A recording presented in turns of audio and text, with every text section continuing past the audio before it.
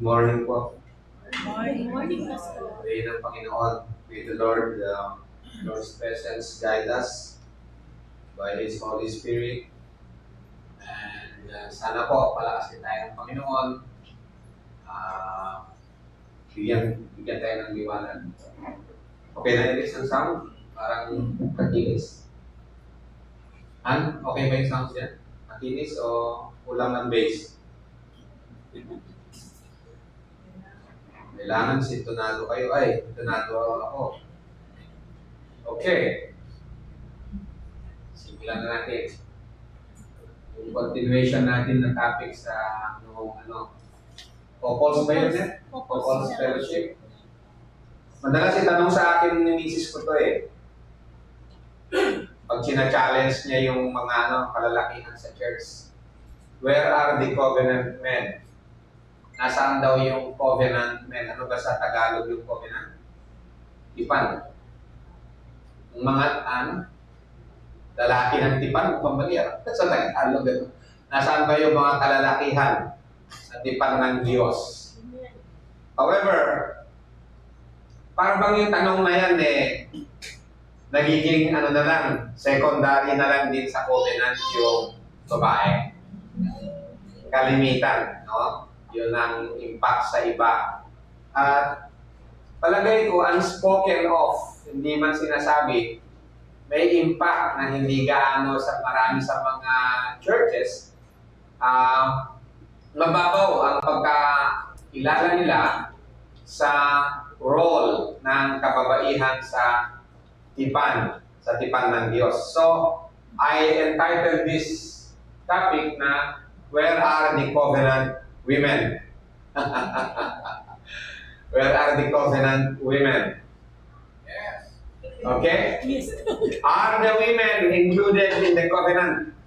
Yes. May covenant ba ang Diyos sa mga kababaihan? Oo. Wala yata. Hindi yata sila kinausap kahit nasa ang covenant eh. Meron ba kayong scripture proof? Mga kababaihan? Siyempre, wala silang scripture proof kasi hindi sila interested na malaman eh. Okay. 1 Timothy chapter 2, verses 9 to 15. Likewise, I want women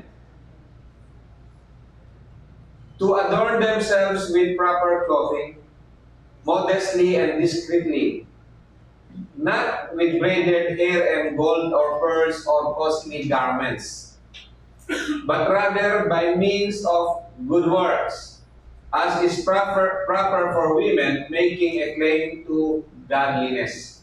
Dito hindi pinagbabawal ng Panginoon na magsuot ka ng alahas, mag-makeup ka, o ano. Hindi po yan ang ibig sabihin dito. But, itain natin ito doon sa mga wisdom sa Proverbs, sa kabuuan ng Book of Proverbs.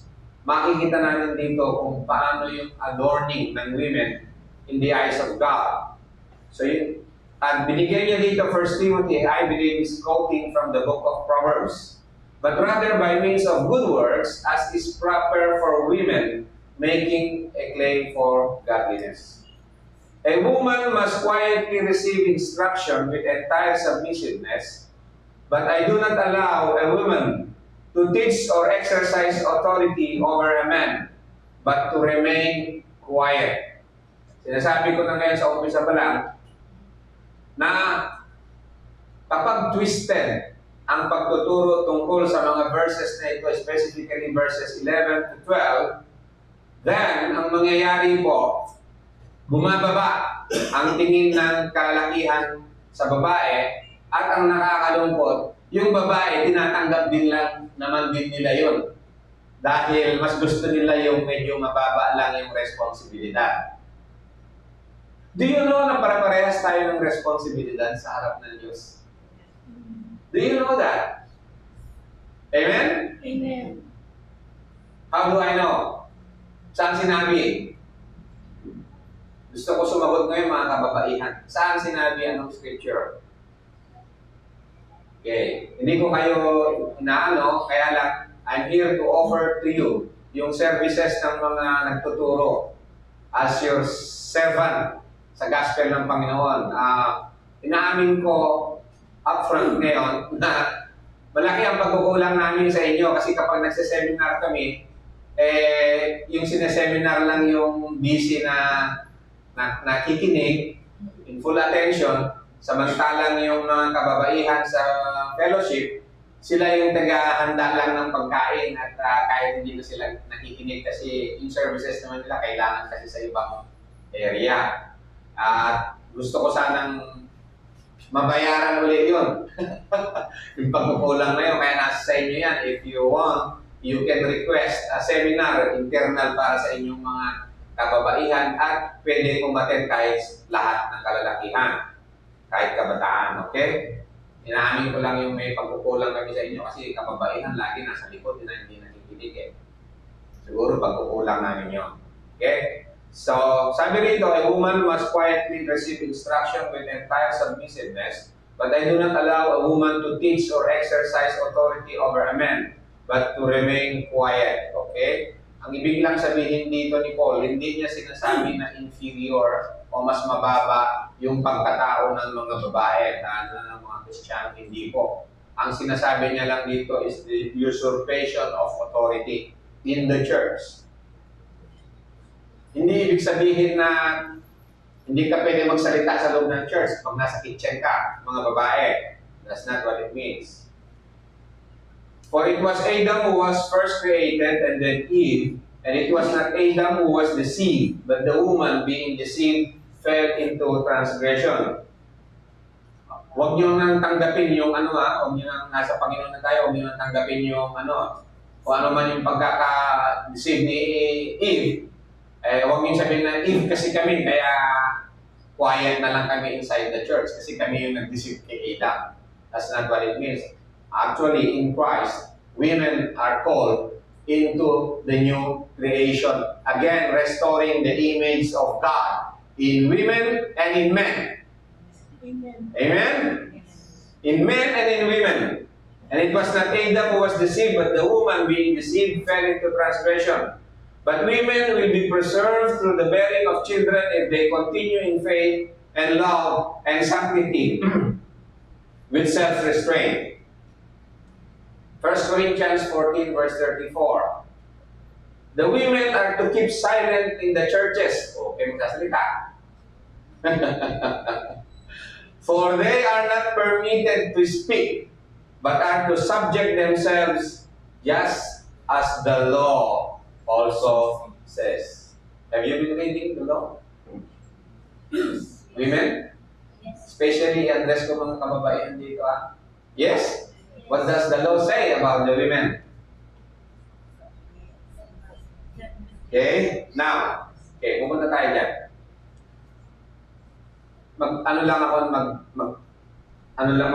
Magbato ako ng ilang mga questions dito. No? Just to, yung imaginations, ma-stir up yung theological thinking natin. Can Christian men work with female bosses? Yes or no? Yes. They can work with female bosses, right? Pero sabi doon din, binasa natin kanina, women should remain silent. Ha? In the church. Ba't nagsasalita kayo ngayon?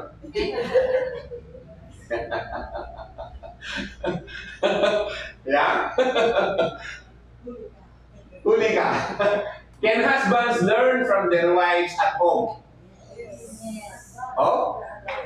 They should remain quiet. No action. Through actions lang. Sign language. Can husbands learn from their wives at home? Yes. Marami akong kilalang preacher, tinuturuan ng mga asawa nila sa bahay. Yes. Mali yung yung sinabi. Medyo malabo yung pagkakasabi mo sa ganito. Ako, nakikinig ako sa asawa ko. Siya yung unang mag-feedback. Either siya simahod ka o hindi ka sa feedback niya. You know, women, there's a saying that those women can either make or unmake a man. Can wives be managers of the family household? Yes. Yes? Yes. Anong scripture proof nyo? Ayan. Yan ang mga inaanap ko. I do not object at all sa pagsagot ninyo Mag-raise up kayo ng mga questions. Pwede kayo magsalita habang nagtuturo ako. What I want you to do is, I challenge you now, that in all your thinking, women, men and women, okay? Especially women in address ko ngayon. In all your thinking, let your thoughts be na naaayon sa sinasabi ng Panginoon. In order for that to happen, you have to devote time, devotion, sa pag-aaral ng salita ng Panginoon. Huwag niyong tanggapin yung parang kaisipan lang, hindi man sinasabi, pero tinatanggap ninyo na parang second class lang kayo sa kingdom of God. No, first class kayo. Katulad na lalaki, first class din. Kasi pang queen, pang king. Pang king, pang queen.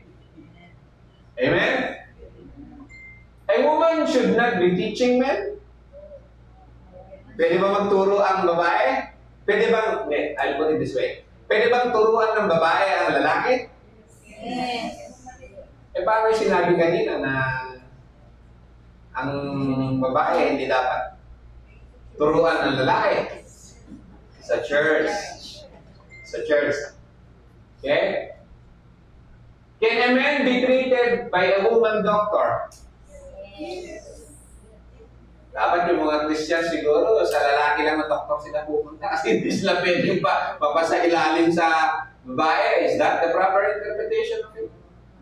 No, now this gives us something, no, na to think of. Sasabihin ko na, pinakauna ko na, ang mga babae ay hindi inferior o second class sa kingdom of God. Hindi po. Amen? Amen. Daot niyo ako kasi Happy Mother's Month. Okay? Yan. Pwede ba maging judge yung babae? Yes. Meron ba judge na babae sa Pilipinas? Yes. Ha? Amen. You have to reason out, with scriptural proofs. In harmony, doon sa mga binasa natin kanina. In harmony with it. Okay? Sa Saudi, kailan lang na-allow yung mga babae na magmaneho? Dati sa Saudi, and I know that, pati sa Qatar, hindi allowed ang babae na magmaneho. Ngayon, pwede na, kahit tuwan-tuwa yung mga babae. Dati sa karamihan ng Muslim country, talagang ito lang mata ang nakalabas dyan. May takip hanggang dyan. Mata lang yung nakalabas na gano'n. Kasi tinitingnan lang yung babae na hindi siya, in a way, pang lang siya, pang object lang ng ng lalaki. Sa lalaki lang, sa kanyang asawa lang. So yun ang tingin nila, kaya nakatakip lahat yan. They don't yung psychology, biblical psychology nun is inaano nila na yung babae is pang lang siya. Para ma-meet lang yung ng lalaki. You know what I mean? So hindi pwedeng tumingin sa kanya ang iba. Doon lang sa may asawa lang. That's how they look at it. And yung kaisipan na ganito, na hindi natin napipigilan kung mapasok kung minsan sa church, pati sa doktrina ng church, ng mga tinuturo. But when Christ came, di ba, you shall know the truth, and the truth will set you free. Amen? So, actually, ang Christian, siya lang ang talagang nagbigay ng nagpapalakas sa ng proper na status ng babae sa society. Okay? Okay. Basahin ko nga yung sinabi rito ng isang book. There is a perspective within Christian circles that espouses the idea that men should never learn from women or seriously consider what they say. And inaamin ko ito, kung minsan ako, bagsak ako dyan, bumabagsak ako dyan. Yung hindi mo seriously, you don't take it seriously yung sinasabi ng babae. No? Hindi man nasasabi, pero kung tingin na parang hindi mo dapat i-take ng yung sinasabi with death. There is an unspoken rule when it comes to theology, especially theology. Women should take a backseat and let men do the heavy lifting. Alam niyo yung ibig sabihin niyan? Sa theology, especially sa theology, especially sa ay, teka muna, ano ba, dapat ba mag-aral ng mga babae ng theology o sa church mag-aral ng theology? Meron kasing misconception tungkol sa theology, pinasama kasi ng pinasama yung salitang theology. Theology means theos, God, and logos, words. Words of God. So, dito sa church, pinag-aaralan natin ng words of God. That is theology. Pero kasi ang godly theology at merong godly theology, kasi tulad ng doctrine, may godly doctrine, ang godly doctrine, merong godly philosophy, ang godly philosophy. Minasama kasi lahat na yan. Whereas, in the Bible, yung sinabi ng Panginoon na men shall not live by bread alone, but by every word that comes from the mouth of God, that is theology. Amen? Theos, God's words. Yun ang mag-shape ng isip natin. We need that. We need to study doctrine. We need to study theology. For a covenant woman, she needs to be very strong sa theology. Kinakailangan ng sacrifice, kinakailangan ng effort, kinakailangan ng devotion.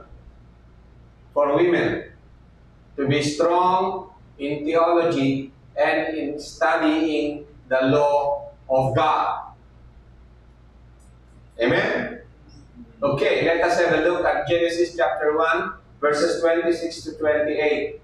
Then God said, let us make man in our image, according to our likeness, and let them rule over the fish of the sea, and over the birds of the sky, and over the cattle, and over all the earth, and over every creeping thing that creeps on the earth. Yan yung dominion mandate na sinasabi. Ang sinabi ng Diyos, let us make man. Sino yung man na ito na created in the image of God? 27. God created man in His own image. In the image of God created him. Male and female, He created them in the image of God. Women are created as well in the image of God. Amen? Women, you are created in the image of God. Hindi kayo second-class citizen in the kingdom of God. You are in the same status ng citizenship kay Adam. Although yung lalaki, yung lang nagtuturo dito sa church, sa preaching lalaki, ang magtuturo, it never said na ang babae, kinakailangan ma-attentive yung babae to be very strong in theology and in the law word of God. Because yun ang ibinigay sa kanya ng Diyos, sa kanya sa pagkalikha sa kanya. Dahil lang doon sa maling conception kasi kung ano na yung naging implications ng pagkakasala ni Eve, nakita ng kababaihan na siya parang second, tinanggap nila ng kababaihan, yun ang mas nakakalungkot. Na second class citizens sila in the kingdom of God. At alam natin lagi nasasabi dito, restoration ang importante, ma-restore ang mga kababaihan sa lugar nila na pinaglagyan sa kanila ng Panginoon. Okay? God blessed them and God said to them, addressed to the man and to the woman, be fruitful and multiply and fill the earth and subdue it. So kasama po ba si Eve sa pag-subdue sa earth? Yes. And rule over, kasama po ba siya? Ang sinabi ko, kasama po ba siya?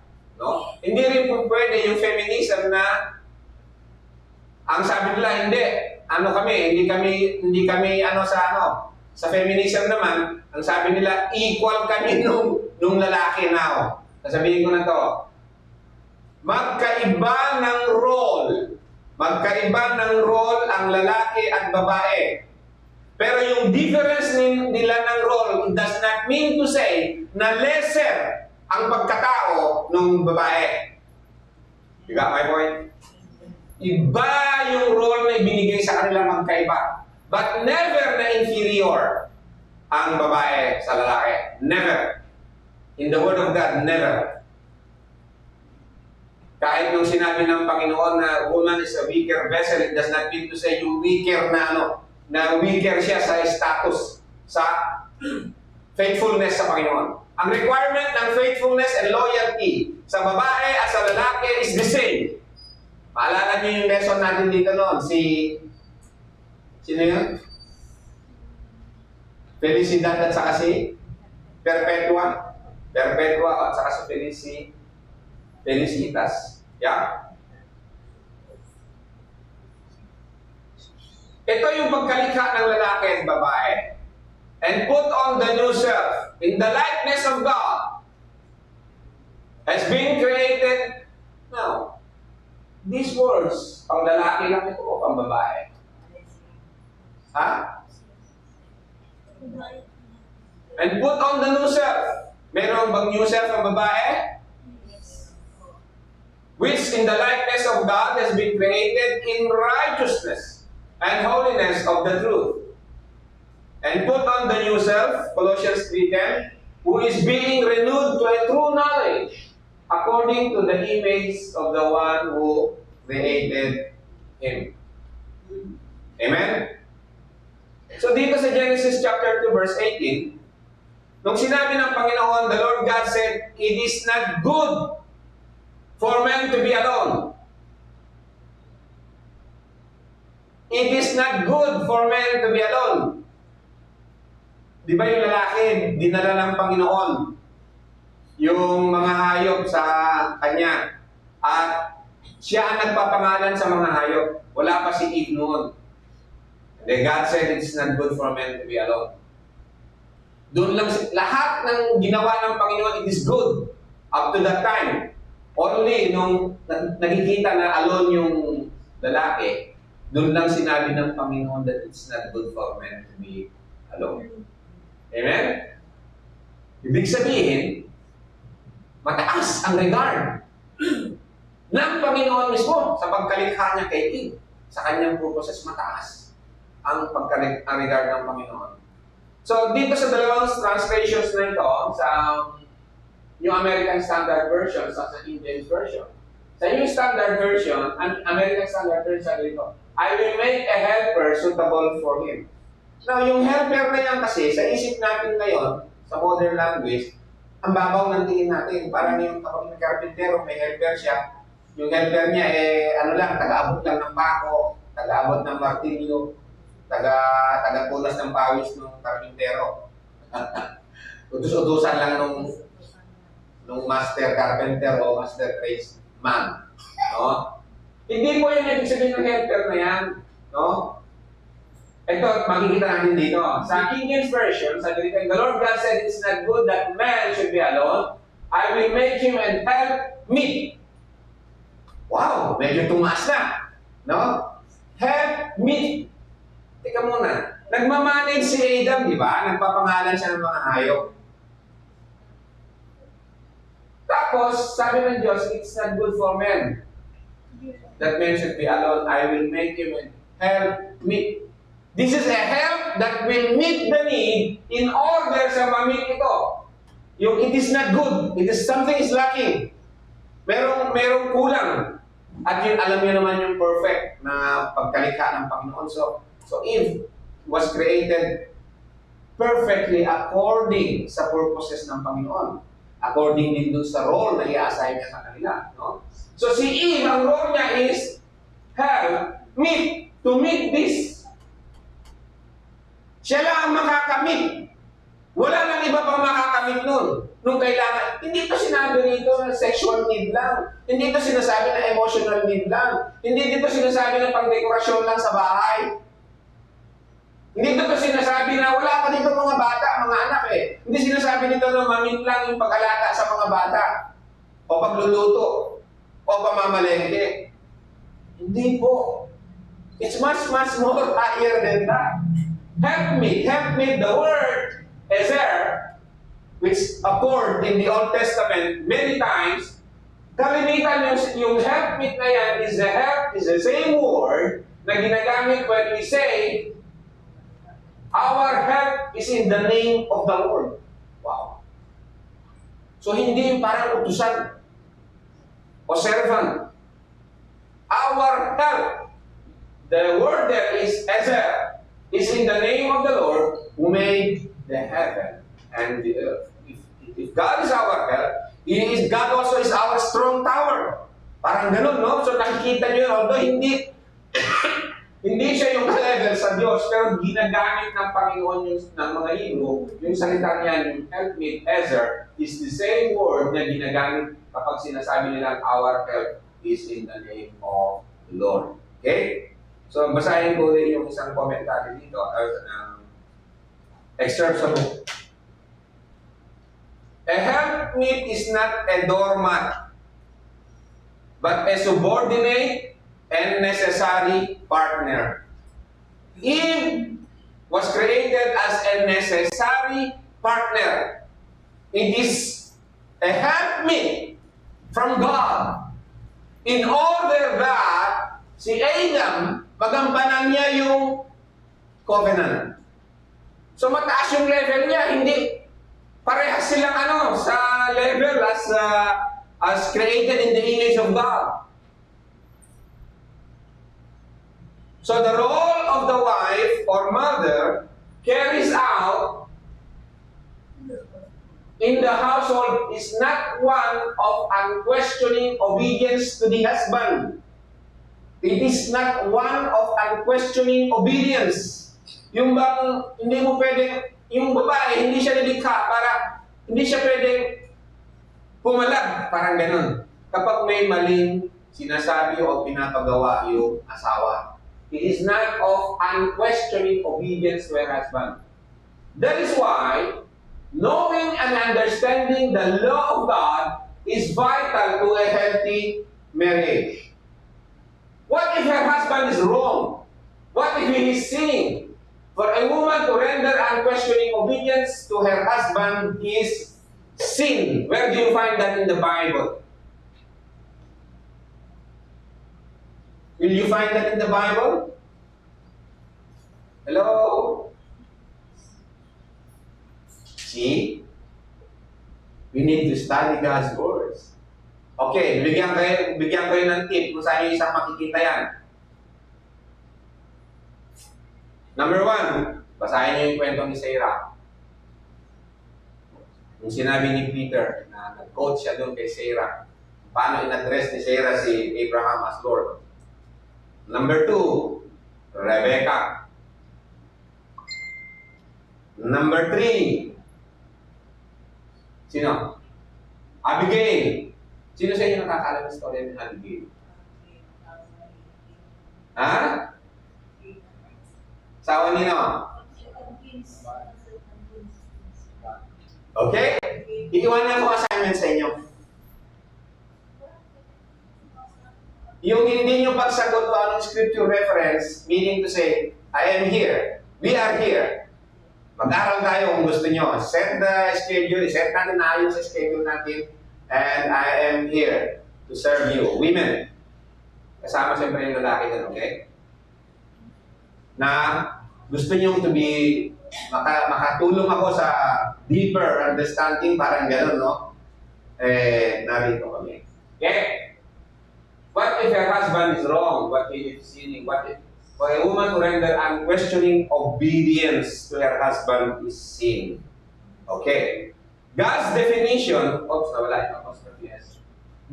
definition of woman as we read in Genesis 2:18 is this. She is defined as a helpmate, a helper like him. A helper or as agreeing to him. His counterpart. Counterpart niya siya.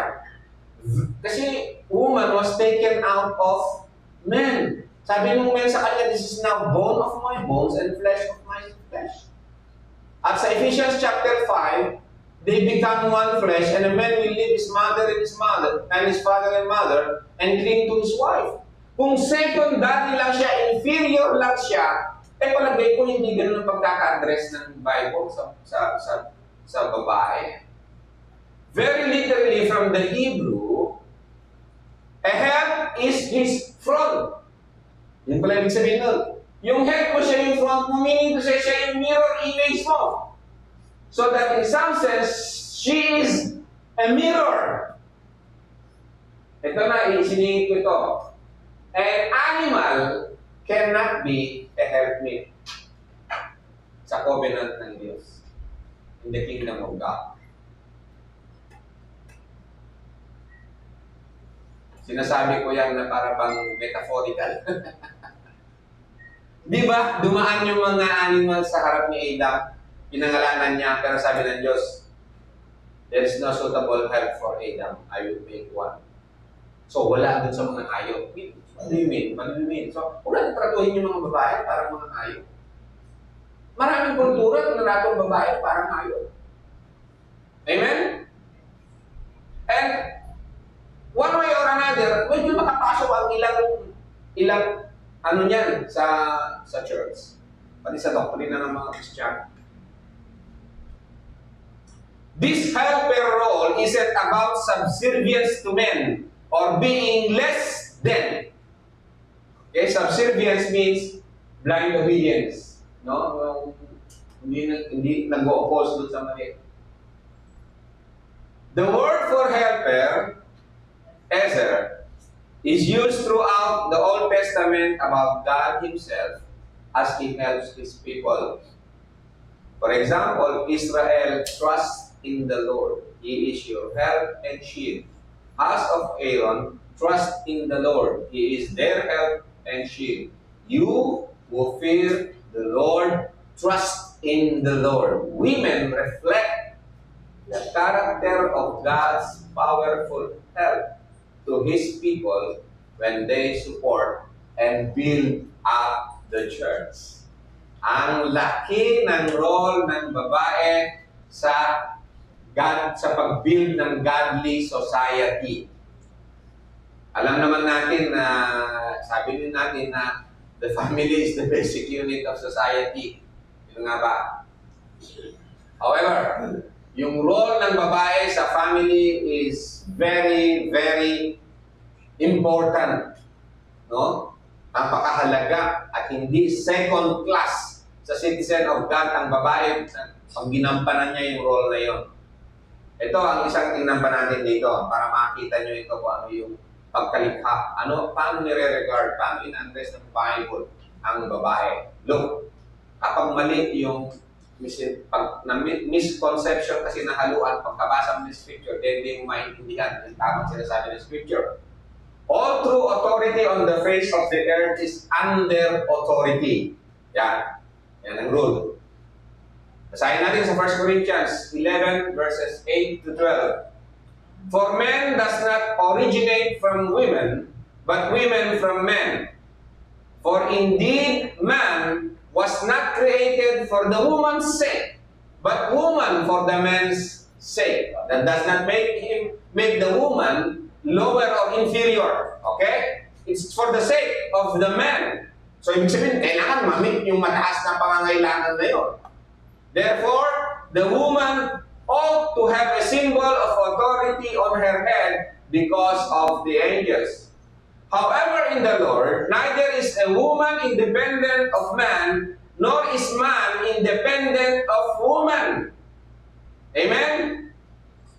Hindi po pwede sa covenant ng Panginoon, sa gawain ng Panginoon, sa building kingdom of God, na yung babae, doon lang pinapatong ng lalaki yung kanyang mga paa.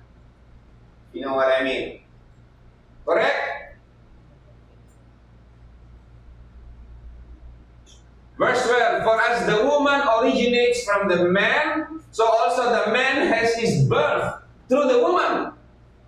All things originate from God. Now, this is what he's saying. Yung babae, under sa authority ng lalaki. But, sabi rito, all these authorities, they originate from God. What I want to say is, yung babae, the same na accountable siya in God. The commandment to love God with all of your heart, with all of your soul, with all of your mind, is commandment given to men as well as to women. The Bible, when He requires faithfulness, requires faithfulness from men as well as from women. Parehas ang pag-judge sa babae at saka sa lalaki. Accountable sila before God. Hindi pwede na mas mababa yung pag-judge sa babae kasi nga, babae siya, second class citizen lang siya. Dito sa authority na ito, para maintindihan natin, let me give you an illustration. For example, sa military, alam niyo naman yung rango-rango sa military, di po ba? Meron yung colonel. Bawat colonel. Okay? Itong colonel na to, meron siyang authority over his men. As long as he is under the authority of the general. So meron yung general, meron yung colonel, meron yung private dito. Parang gano'n, ano, sa ilalim. Itong colonel na to, meron siyang authority over his men kasi under siya sa authority ng general. Kapag itong colonel na ito nag-retire, yung colonel na to, wala na siyang authority over his men. Correct? Nag-retire na siya. Therefore, his authority is precisely the fact that he is under authority. Kaya nung sinabi ng Panginoon na I give you authority, under niya lang yun sa Diyos. Ito tanong ko ngayon. Ang authority sa church ay pastor. Amen? Amen? O, hindi po. Ang head of the church is pastor. Amen o hindi? It's Christ. Pastors, shepherds, bishops, and so on, they are servants. Na ang authority nila is derived only from Christ. But they are not the authority over the church. We only serve you. Kung ano ang salita ng Diyos sa atin. We are, baga sa ano is, stewardship lang yung binigay sa atin. Shepherds of the flock. But not the ultimate authority, nor the authority. Yun ang sinasabi ng Panginoon na, do not be called teachers. Yun ang ibig sabihin ng Panginoon na hindi masama yung i-address mo na si teacher. Hindi masama yun. May teachers na sinabi din sa New Testament. Di ba? Nung sinabi ng Panginoon na do not be called teachers, hindi yung pastor ang head of the church. Christ is the head of the church. Otherwise, then, iba-iba ang authority sa bawat church ng Christ. Kapag yung pastor ang head at ang final authority, absolute authority. Yung binibigay niya authority, sinasabi niya, tinuturo niya, is only an authority from Christ. So yung babae, yung authority ng lalaki, yung authority ng babae, dito, sa sinabi rito, sa balik tayo. So, the woman ought to have a symbol of authority over her head. Ganito yan. Napakaganda yan na kapag yung babae, kilala mo, katulad yung wedding ring, di ba? Meron ng authority yung man at meron din yung babae na sign dito sa wedding ring.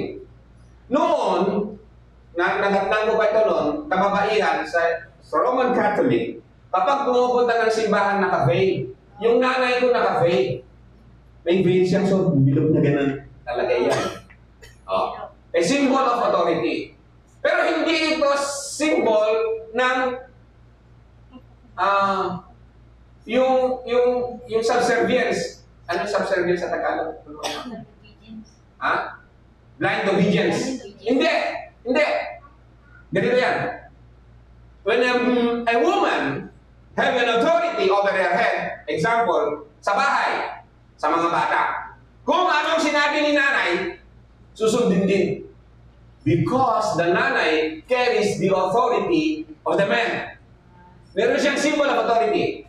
Sa property, may authority kung paano mag-distribute yung babae kasi co-heir siya sa property ngayon na adapt natin sa law. Tama po ba? May right babae dun sa kinikita ng lalaki. Because he already has a symbol of authority. Yung babae, kapag pumunta sa iglesia at nakita na married siya, may symbol of authority, irerespeto siya na this woman will speak under the name of her husband. Irerespeto siya. That's the way sa antiquity. That's the ways ni Sarah. Amen? Gets nyo yung symbol of authority? Now, that authority galing sa Diyos. Ngayon, alam natin na yung authority na yan comes to us also na doon tayo gumagalaw sa authority na yun, sa authority ng law, word of God. Amen? Ngayon, I speak now to sa mga single, sa mga may boyfriend, sa mga gustong mag-boyfriend, sa mga gustong mag-girlfriend, sa may girlfriend, binata at dalaga. You want to be a godly woman in the covenant? Okay. Yung mga may boyfriend, may girlfriend, gusto nyo, yung mga may boyfriend ako sana, you want to know kung ano yung authority mo na meron ka na babae doon sa boyfriend mo. Right? Gusto nyo malaman kung ano yung authority na yan? Okay, what does the Word of God say about being chaste? And chastity. Bago marriage. If you have the Word of God as an authority, then pwede mong sabihin dun sa boyfriend mo na bago marriage, no touch. No touch. By what authority? Tatanungin ka ng boyfriend mo. Salita ng Diyos. Is that in the law?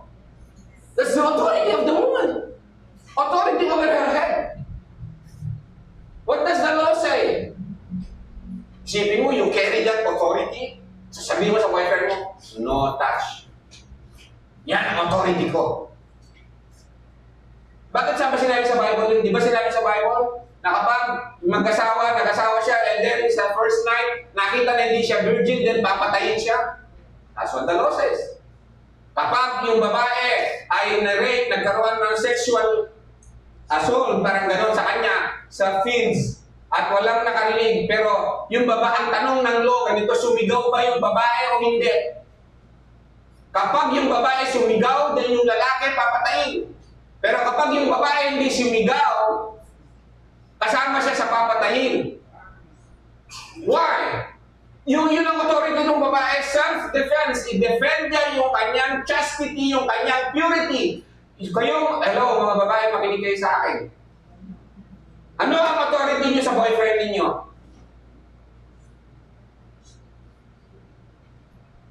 Gusto niyo mag-boyfriend?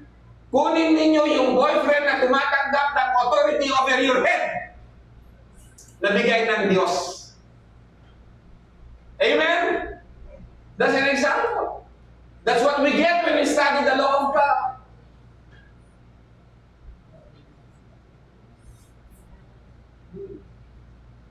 Proverbs 18:22.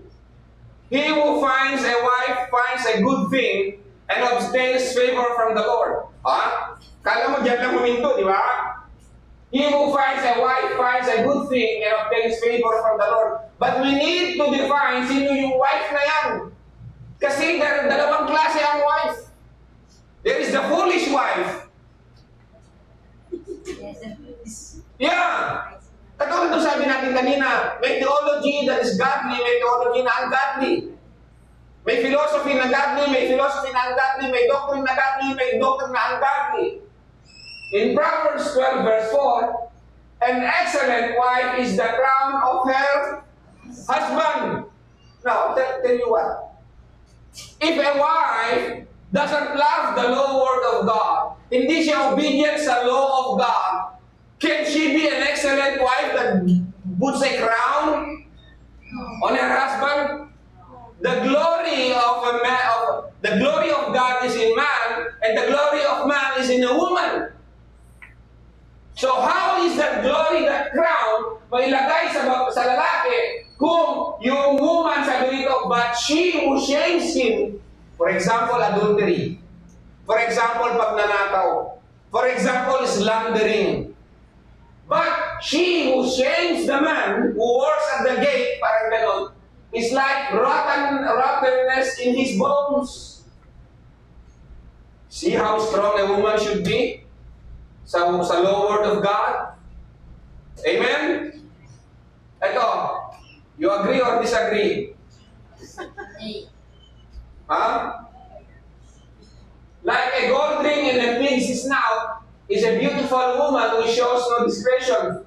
Proverbs 11:22. What if this becomes a wife?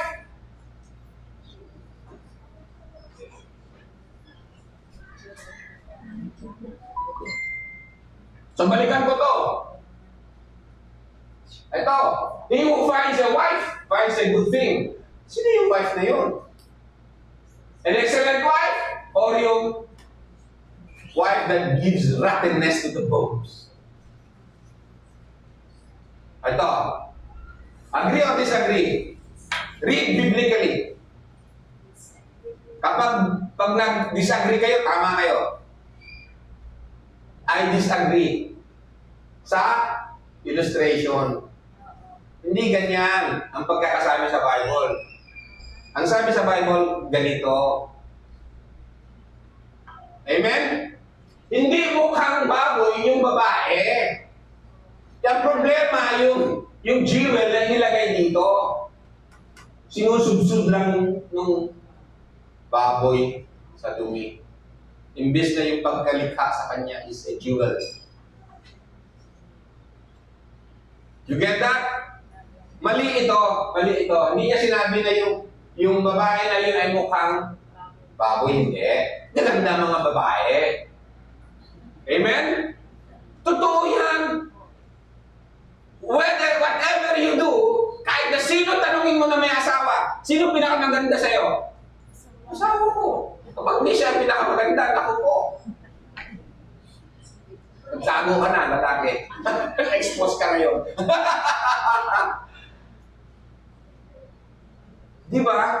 Bigla ka nalang ma-in-love, hindi mo alam, ma-in-love ka dun sa asawa mo. Yung definition ng maganda, hindi yung literal na physical na napakaganda, hindi. Kasi kahit na anong meron dun sa babae, ayaw at malito Pero kung ganyan ang trato niya sa salita ng Diyos, ganyan. Yan ang itsura niya. As a jewel of gold in a swine's mouth, so is a fair woman. Kaya nga, balik tayo doon sa ano natin kanina sa Timothy. Na yung adornment ng babae, tunay na pagpapaganda sa babae, maganda yung manamit na maganda, okay? The Bible, wala namang pinagbabawal doon. Maganda yung mag-makeup ka, lalo na kung wala ka ng kilay, maglagay ka ng pang-kilay, okay naman. Kasi mahirap naman, lalo na kung unbalance yung kilay yung isa lang meron. Tanggal mo yan, okay yan, walang problema. Okay? Mahirap naman na dito sa lips mo, itim dito, tapos gray dito. May kailangan ng buya. It's not about that. Kapag na-neglect ng babae, na ang true adornment niya ay yung strength niya sa covenant ng Diyos. Yun ang problema. Amen? Yan. Kaya nga sa Proverbs 31, ano natin dito, lagi natin ina-address sa virtuous woman every time na may Mother's Day. But we forget na ang nagturo doon sa king, sayings ng King Lemuel, yung Proverbs 31, the oracles of the king. Yung nagturo sa king na yun is actually yung mother niya. The words of King Lemuel, the oracle or the words of God, which his mother taught him. So from verse 2, pababa, tinuro lahat ng nanay ni Lemuel sa kanya yung oracles of God. Sabi niya sa kanya, what of my son, o what of my son of my womb? What o son of my vow? Ito yung covenant ko sa Diyos, the son of my vow. Ito yung tipan sa Diyos. My son, sabi niya sa king, what? Do not give your strength to women. Sinong women yun? Sabi natin, favor from the Lord yung a wife. The wife finds favor from the Lord. Pero sinong wife yun? Is this a foolish woman or no? Sinong woman to? Yung rottenness to the bones. Tama? Do not give your strength to women or your ways to that which a woman can destroy a king. Amen? Ayaw kong i-dismiss yung issue ngayon political. Then, sa verse 10, an excellent wife who can find, for the worth is far above jewels. So yung excellent wife, gaano man kaganda, maganda yun, ang na maganda, nag-alas na maganda, okay naman yan sa meron ka, ano yan, okay? Ang point lang is ganito, your worth is far above jewels. Yung women of the covenant na yun. Amen? The heart of her husband trusts in her. He will have no lack of gain. What a favor, no lack of gain para sa husband na yun. Na nakanalunan niya na lahat. Mas mahalaga pa kaysa jewel yung binigay ng Panginoon sa kanya na wife. Yung wife niya is, he cannot be compared to a value lang ng gold or silver or diamonds. And yet, maraming mga babae ngayon, hindi ako magpapaganda kasi hindi mo ako binila ng diamond. Yun ang akala nila pagpapaganda sa asawa nila. Yung faithfulness kay Lord sa kanyang law word, yun ang magpapaganda sa babae. So kayong mga single na mga lalaki, alam nyo na yung hanapin nyo sa babae. Amen? He who finds a girlfriend finds favor from the Lord. But a girlfriend na nilalagay na foolish, walang discretion, rottenness to the boyfriend. Ha? Verse 13. Verse 12. Ay, ilagay mo na. The heart of her husband trusts in her and it will have no lack of gain. She does him good and not evil. How can you know good and evil kung wala yung law word of God na very serious na pinag-aralan ng babae? Inobey ng babae. Amen? Ulitin ko ito, a woman in the church, in the covenant with God, ang isang niligtas, tinawag ng Panginoon, na babae, must be very, very strong theologically. Siyempre, kasama yung pag-aaral, higit sa lahat, pag-obey sa law word of God. Amen? Ano ituturo sana yung nanay ni King Lemuel sa kanya? Amen? She does him good and not evil all the days of her life. Charm is deceitful and beauty is vain. But a woman who fears the Lord, she shall be praised. Give her the product of her hands, and let her works praise her in the gates.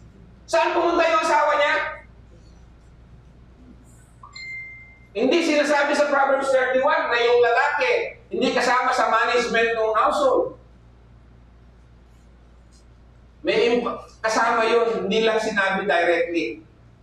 Pati sa business, pati sa paghahanap buhay, pati pagiging mag-manage yung hanap buhay nila in Proverbs 31. So sabi ko kanina, pwede ba maging manager yung babae sa household? Co-partner siya ng lalaki. Hindi siya doormat. Amen? Co-partner siya.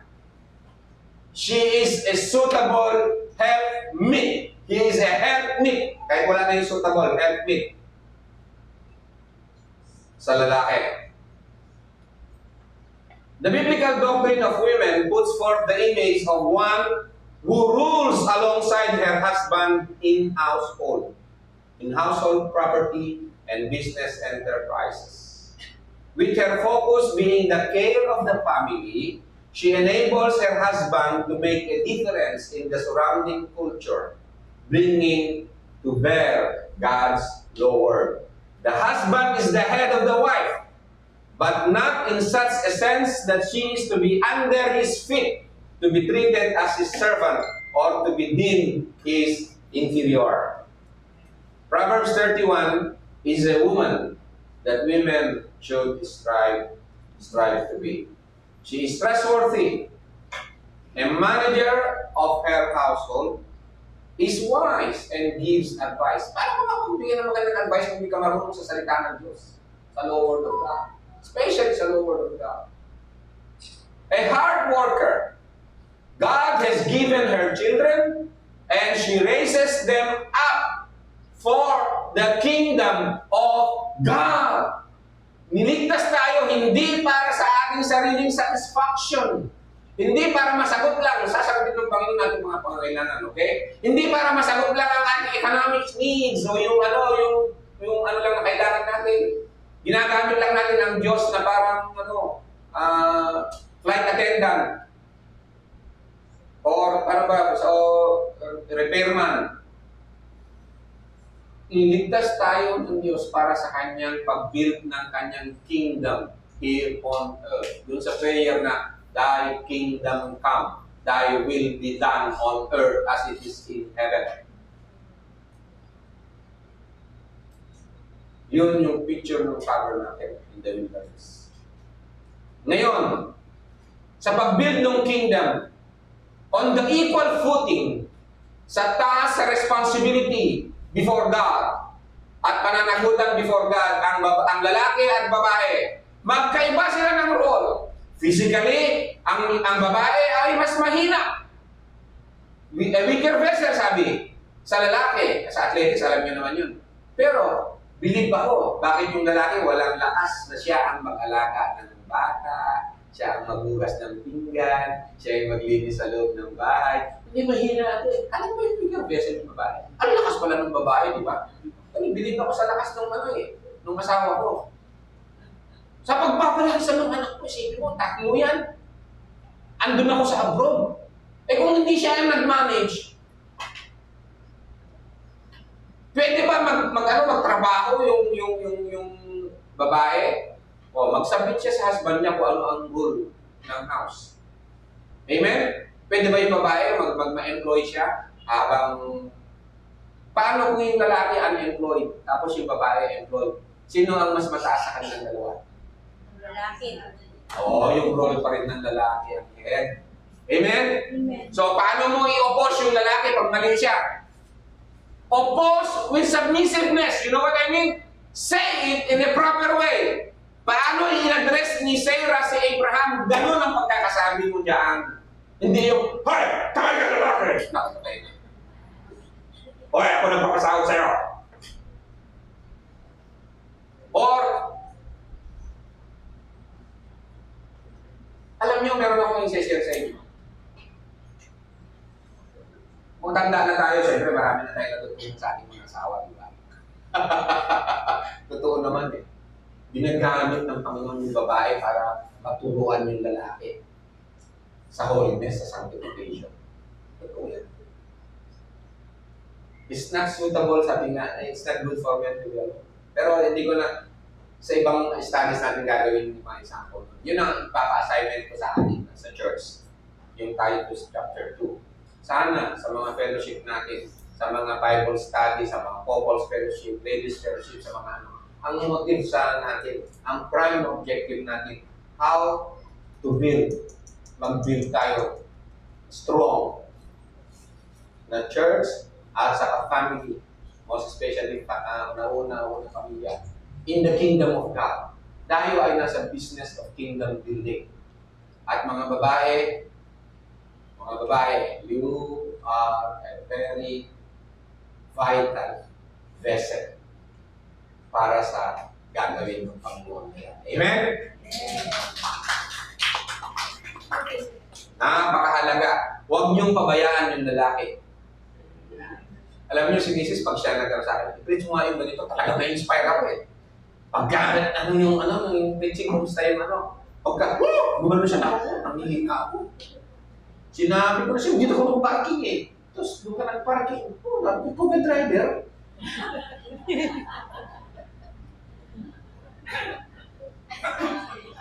Proverbs 31. That is why, sabi dito yung binabasa ko, the lack of biblical womanhood leads to society's collapse. That's very true. Because when God's role are rejected, it brings on a world that does what is right in its own eyes. Kaya nag-rise up in feminism. It breaks free from the yokes that should not have been broken. Pati yung abortion product yan. Hindi tama yung buwan ng lalaking bayan. Women have been given a role in life directly from God. Hindi si Adam nagbigay sa kanya ng role in life. Hello?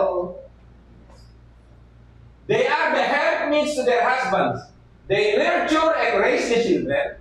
They play a pivotal part of determining the trajectory of the next generation. Ito yung direction ng next generation natin. Ano ipapamana natin sa kanila? Ang laki ng role na ginagawa ng babae dyan. Eh kung ipapamana mo doon sa daughter mo yung make-up na tabingi, yung kulak na ganito, may problema malaki. Tama po ba? Amen? Paano kung, di, bigyan mo na lang siya ng lipstick. Regalo niya kung nag-graduate siya. They play a pivotal part of determining the trajectory of the next generation, paving the path society will end up following. It is a role given to women, a role that has been neglected in wishing for a better role. One thing instead, the role of man was given. I believe God is calling women to be examples to the world around them. To strive to be a Proverbs 31 women, embrace their roles and live them out. In a world where biblical womanhood is barely even thought of, the God-fearing women can be the difference. For if the lack of biblical womanhood contributes to the collapse of society, then wealth of biblical womanhood will no doubt contribute to the rise of a society. Last but not the least, ay isa pa. Moreover, while it is true that the highest expression of womanhood is in the calling of wife and mother, to assert that women should not pursue proficiency and skill in additional areas of life goes beyond the dictates of Scripture. Women are not an underclass, but hold full citizenship in the kingdom of God. St. Paul makes it very clear. There is neither Jew nor Greek, nor is neither slave or free. There is no male and female, for you are all one in Christ Jesus. Amen? And my commentary, both men and women are God's image bearers. They are in one covenant with God. Although they have different roles, where they have different roles, but roles where one is not inferior to the other. They were given one command: the Lord is one. And you shall love the Lord your God with all of your heart, all of your soul, and all your strength. And we will end up with this commandment, having that in mind, sa Deuteronomy 29, verse 9 to 18. So keep the words of this covenant to do them, that you may prosper in all that you do. You stand today, all of you, before the Lord your God, your chiefs, your tribes, your elders, your officers, even all men of Israel, you little ones, you wives, and the alien who is within your camps, from the one who chops your wood to the one who draws the water, that you may enter into the covenant with the Lord your God, and to his oath which the Lord your God is making you today, in order that he may establish you today as his people, men and women, his people, young and old, his people, that he may be your God. Men, women, may God be your God, that as he spoke to you, as he swore to your fathers, to Abraham, Isaac, and Jacob. Now, not with you alone am I making this covenant and this oath, but with those who stand here with us today in the presence of our Lord, our God, with those who are not, even with those who are not with us today. For you know how we lived in the land of Egypt. Kung alam niyo kung nung tayo ay namumuhay sa kasalanan, kung hindi pa tayo tinawag ng Panginoon, and how we came through the midst of the nations through which you passed. Moreover, you have seen their abominations and their idols of wood, stone, silver, and gold, which they had with them. Yung pamumuhay nila ng pagan, Do not be like them na mga women of God, so that there will not be among you a man or a woman. There should not be among you a man or a woman, a family or a tribe, whose heart turns away today from the Lord our God to go and serve the gods of those nations. That there will not be among you a root bearing poisonous fruit and wormwood, a woman negligent. Doon sa covenant ng Panginoon is a root bearing poisonous fruit and wormwood. Ganun din sa lalaki. Amen? Purihin po ang Panginoon. God bless you po. So, advise us. Kailan kayo may request na studies. Women, ha? Yung mga hindi nakikinig sa seminar. Dahil kami kasi ang naglagay sa kanila ng ibang role nila. Hindi nila kasalanan. Kami kasi nagsabi na kayo na maganda ng pagkain. Gusto nyo deeper makapag-aral sa theology, sa salita ng Panginoon, okay mag-alala. Andyan lang lalo si Pastor Jess. God bless you po. God bless.